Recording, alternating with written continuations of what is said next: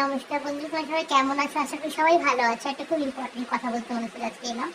মানে আমাদের সবাই পরিবারে এটা কম বেশি সবাই শুনে থাকি যে যখন কারো একটা বেবি হয় যে দ্বিতীয় একটা বেবি নিয়ে নেই, দুটো বেবি হওয়া খুব দরকার, খুব জরুরি। না হলে একটা বেবি কিন্তু বাচ্চা কিন্তু ভালো করে মিশতে পারে না, শিখে না।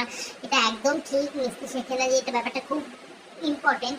কিন্তু সত্যি আমি এটা খুব ইন্সপায়ার হয়ে আমিও দুটো বেবি করিয়েছিলাম, যে আমার পিঠোপিঠি আর কি, মানে একটা পর একটা হয়ে দেখছি ফটাফট দুটো একসাথে সাথে লগে লগে বড় হয়ে যাবে। আমি খুব ইন্সপায়ার হয়েছিলাম।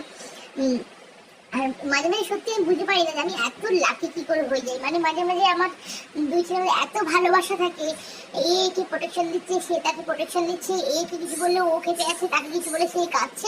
বিভৎস ভালোবাসা, বিভৎস গদগদ ব্যাপার একটা। আপনি আপ্লুত হয়ে যাবেন, জীবন আপনার ধন্য হয়ে যাবে। আমি মা হিসাবে গর্ব অনুভব করতে শুরু করি, কিন্তু